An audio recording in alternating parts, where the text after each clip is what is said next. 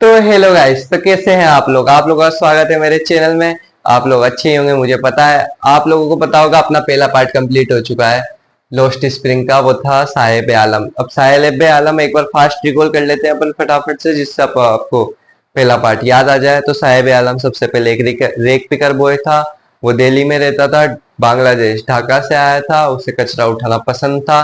कचरे में उसको 1 रुपए का सिक्का, 10 रुपए का सिक्का मिल जाता था तो वो खुश हो जाता था। फिर उसको एक टी स्टॉल पे लगाया जहाँ पे उसको दूध का कंटेनर जो था वो भारी लगता था अपने रेक पिकिंग बैग से। तो उसकी आज़ादी छिन चुकी थी, उसे 8,800 रुपये महीना मिलते थे। और उसकी सारा खाना पीने की व्यवस्था भी वहीं होती थी टी स्टॉल पे। बट वो खुश नहीं था, उसकी फ्रीडम, वो खुद का मास्टर नहीं था, वो किसी के अंडर था, उसका मास्टर कोई और था। तो उसकी खुशी आज़ादी छिन चुकी थी। तो उसको जहाँ पैसे मिल रहे थे तो उसको वहां खुशी नहीं मिली, उसको जहाँ बेकार काम था उसको वहां खुशी मिली थी। ये था अपना पहला पार्ट। साहिब आलम का नेम का मतलब क्या होता है? Lord of universe. ये अपना पहला हो चुका है पार्ट 1। अब पार्ट 2 है मुकेश। तो अब मुकेश कौन है? मुकेश एक लड़का, यंग बॉय, जिसे करनी है car drive. He want to car drive. अब उसे कार आती तो है नहीं चलानी, क्योंकि वो भी गरीब है। अब दोनों स्टोरियां जो है मिलती हैं, बट दोनों लड़के जो हैं उनमें बहुत ज्यादा डिफरेंस है। ऐसा क्वेश्चन आ सकता है जिसमें आप डिफरेंस बताएं मुकेश की और साहिब की मेंटेलिटी में क्या डिफरेंस था।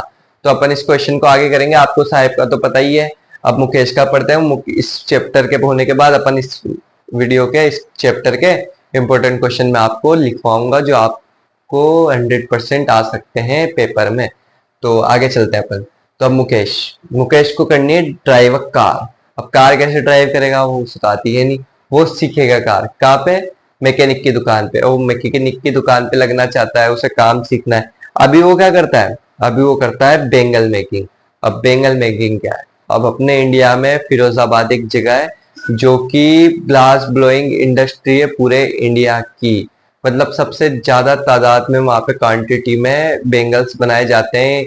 और बेंगल्स क्या होते हैं? इंडियन कल्चर में इसे सुहाग माना जाता है। जब शादी हो रही है तो दुल्हन की, तो उसमें श्रृंगार में इसे पहनाया जाता है। तो ऐसा क्वेश्चन भी आ सकता है कि बहुत ज्यादा वैल्यूबल चीज होती है अपने हिंदू कल्चर में, इंडियन कल्चर में, तो ये सब होता है। अब आगे चलते हैं अपन। अब मुकेश बहुत ज्यादा गरीबी वाली जगह पे रहता है, जहाँ पे भी डेर, जैसा साहिब का हाल था वैसा ही यहाँ पे भी हाल है। फिरोजाबाद की गलियां जो है वो इतनी ज्यादा खराब है कि पूछो ही मत। मतलब कचरा हो रहा है, कुत्ते यहाँ पे भटक रहे हैं, मतलब जानवर भी यहीं पे ही है। फिर नालियां खाली है, घर जो है, घर पे गोबर से मिट्टी से वो कर रखा है, लीप रखा है। मतलब बिल्कुल मड स्ट्रक्चर टाइप घर है बहुत ज्यादा।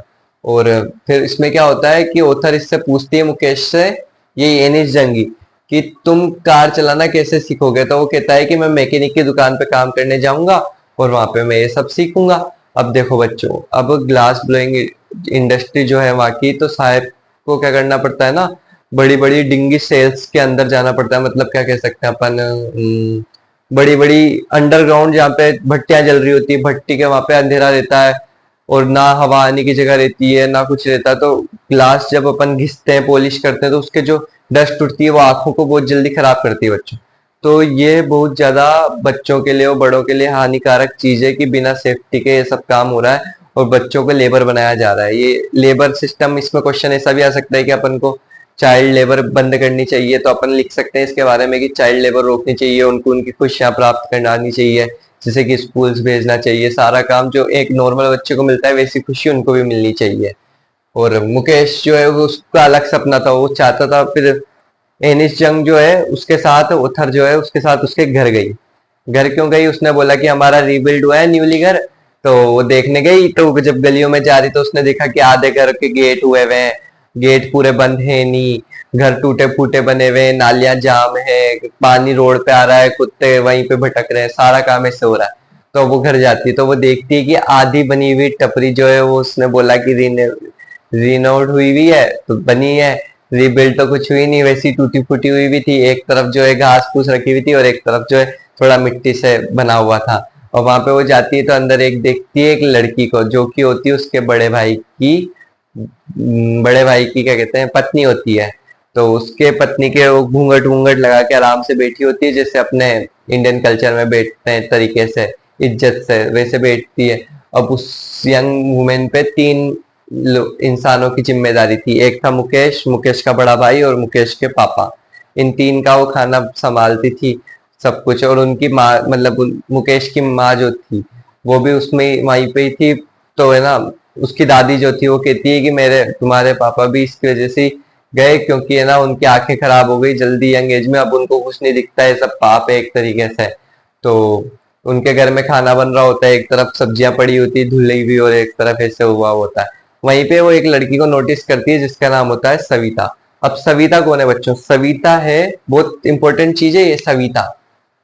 ये क्वेश्चन आपको कंफ्यूज कर सकता है कि सविता कौन है। अब आप सोच रहे होंगे कि सविता वो यंग वुमेन है ना, ये यंग वुमेन नहीं है, यंग गर्ल है जो कि सविता वहां पे काम कर रही होती है। लड़की होती है छोटी, पिंक गंदी सी ड्रेस पहन रखी होती है, उसके हाथ जो है मशीन के टोंग से मतलब मैकेनिकल टोंग्स जैसे चल रहे होते हैं, हाथ इतनी तेजी से कि वो काम कर रही होती है। अब उसको पता भी नहीं है कि उस चीज जो वो बना रही है बेंगल्स चूड़ियां, उसकी कितनी वैल्यूबल चीज है। जब उसकी शादी होगी बड़ी होगी फिर उसको पता चलेगा कि कितनी अहमियत वाली चीज होती है।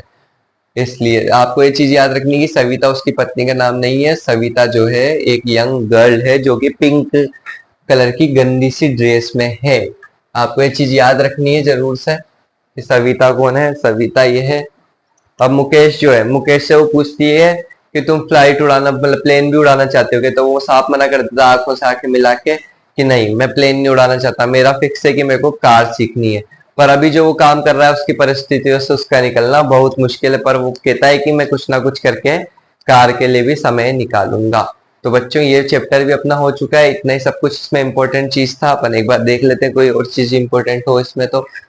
बट और कुछ बचा नहीं है इसमें इम्पोर्टेंट कुछ भी ऐसा जो कि मैं आपको बताऊं।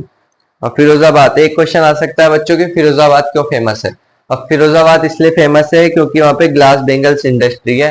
वहाँ पे कई परिवार मतलब कई पीढ़ियां बेंगल बनाने में गुजर जाती है। एक पीढ़ी से दूसरी पीढ़ी, तीसरी पीढ़ी, चौथी पीढ़ी, ये सब काम में ही लग जाती है। और ये काम का होता है बड़े बड़े फंडेंसेस मतलब भट्टियों में और इनमें होता है। वहां पे सांस लेने की भी वो नहीं होती, हवा नहीं होती इतनी भी।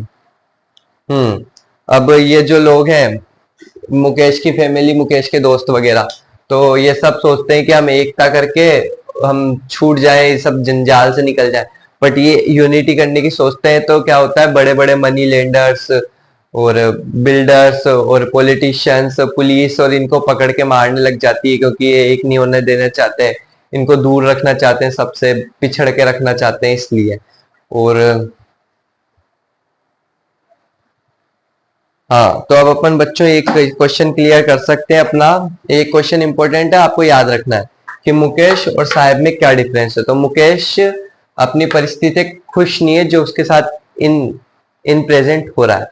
बट वहीं पे साहिब जो है वो इन प्रेजेंट में कुछ खुश है, बट वो काम नहीं करना चाहता जहां उसको पैसे मिल रहे हैं। और वहीं मुकेश जो है, मुकेश काम करना चाहता है, कुछ सीखना चाहता है, कार चलाना सीखना चाहता है, बट वहां साहेब जो है वो कचरे उठाना चाहता है, जैसी उसकी परिस्थिति उसमें वो रहना चाहता है। बट मुकेश जो है इन परिस्थितियों को चेंज करना चाहता है और वो कुछ बड़ा करना चाहता है।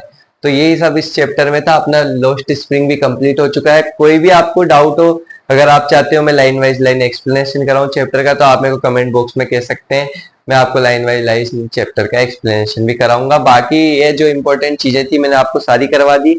इस चैप्टर में ऐसा कुछ है नहीं जो मैं आपको लिखवाऊं इंपॉर्टेंट चीज। आप बस सुनो इस वीडियो को, ध्यान से सुने समझे। बस जब आप इस चैप्टर को स्कूल कॉलेज कोचिंग कहीं पे भी पढ़ेंगे तो आपको इजीली पूरी चीज कंप्लीट हो जाएगी। और ज्यादा से ज्यादा वीडियो को लाइक करें, सब्सक्राइब करें।